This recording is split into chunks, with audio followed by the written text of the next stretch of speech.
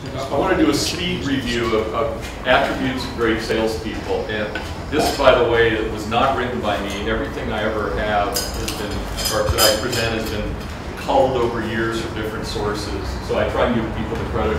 But I want to go through this, and the reason I want to go through this with you is, as we're going through it, I want you to think of the attribute that is your best attribute, and also one that is your worst. In other words, where you need to work. Okay? So what's best out of these descriptions and which is your worst? Because then we're going to work on the best one, but also be cognizant of the worst one. So empathy, simple explanation. People without empathy, people who are greedy, never survive long in sales. Right. You have to care about your client, your customer, to get repeat business. You truly do have to give them things to receive back, okay? There's another great book that's just been introduced in the last month called The Go-Giver Sells More. The Go-Giver Sells More, and it talks about giving to receive, okay?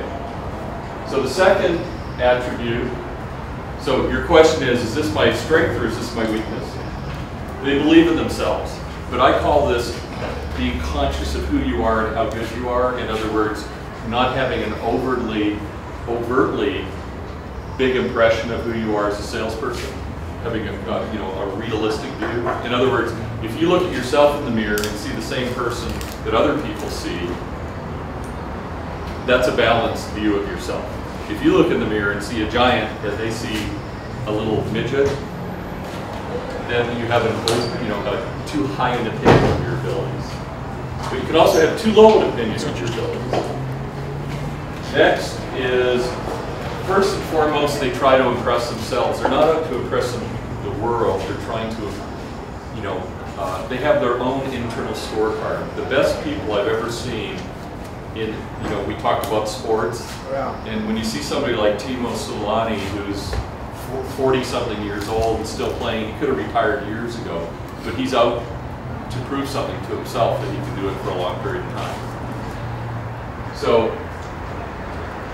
next is high level of productivity. And by the way, this is how many hours you work, but how productive you are. I know a lot of people put in a lot of hours and get nothing done. It's called spinning your wheels. They're not organized. They're not structured. They don't get things done. I think one of the people here had an example last month about, boy, they just never get that call in every day because they just aren't disciplined enough to do it. Competitive, I just met with 25. Their average age was 30 years old. They're internet marketeers. They're the best in class.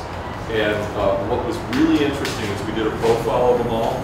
Every one of them was competitive to a very high degree, but not competitive within their own company, competitive against themselves, trying to improve constantly, getting better. It was a common trait amongst this whole group. We did an exercise to expose it. High energy level. This has a lot of things to do with mental energy, physical energy. Like you mentioned, Brian, what did you do before you came here? I went for a run. Okay, so late in the afternoon, worked hard all day, went for a run, so he's obviously physically and mentally sharp, right? And if you take care of your body in that way, it'll help you in your work. They want to please. People like approval. It's nice, at the end of any presentation that I do, I'm going to ask you to do something for me today, and you won't hurt my feelings. I want you to either rate me 1 being worst, 10 being best on the presentation, okay? And I really want you to score it. I want you to send it to Brian a line, and I want him to score the presentation, okay? Because I believe that if I don't get a feedback, I'll never improve, okay? So I want to please people. I want to do things that make them happy. They see themselves as different than the rest. So they figured they could do whatever they set their minds to. They have the ability to really focus. Entrepreneurs specifically, and salespeople specifically, sometimes have a trouble on focusing on something. In other words, having key metrics that they do every day in order to improve. So what I'd ask you to do is figure out what your key metrics should be in your job and do that every day. Make it simple. You know what the key metrics in hockey were? 20 shots and 20 hits every period. And if you did that every game, you'd win the game. Wow. And then the other team, you had to hope didn't do as many. Because you saw a game the other night, right? Yeah. They work towards getting a system down. What pleases me with you is that you actually heard something last meeting and acted on it. So that gratifies me, okay? It feels good when you can help somebody maybe towards benefits, something that benefits them. Ask questions and constantly work at growing themselves. Whether you have a mentor, a manager, somebody you can ask for help, don't be afraid to ask for it. And they have a high opinion of themselves. You know, sales is a tough business, isn't it? And only the good get rewarded really well. So you've got to be able to take rejection, refocus it, and focus on getting better results. And responsive and reliable. I've added this. You know, it's amazing, and I'll give you the construction analogy. My wife's wanted a fireplace in our bedroom and a kitchen remodel for the last 2 years. We have the money, the ability, the capacity to make a decision.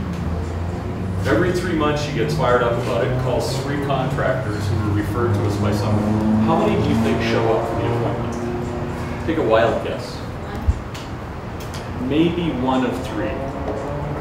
How many of the 4 people that have actually shown, and oh, by the way, 75% of them are an hour late. Wow. Okay? So 4 showed up out of 12 over the last year. 75% of them are an hour late, or they call before the appointment, say, I'm going to be, they typically call. How many do you think gave us a written bid on the fireplace and the kitchen remodel? How many? 50%. 0. Wow.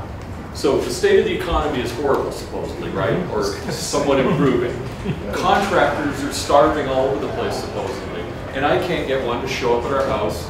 We're like throwing money out the window and they won't come visit us. Wow. Yeah. So I'm saying the same thing about sales. I think sales competency is doing the right things right and not making mistakes. So returning calls quickly, returning emails quickly, right? Being very responsive. When you commit to something for your client, customer, do it. In other words, say what you're going to do and do it. Be a person of integrity. Okay? Say what you'll do and do what you say.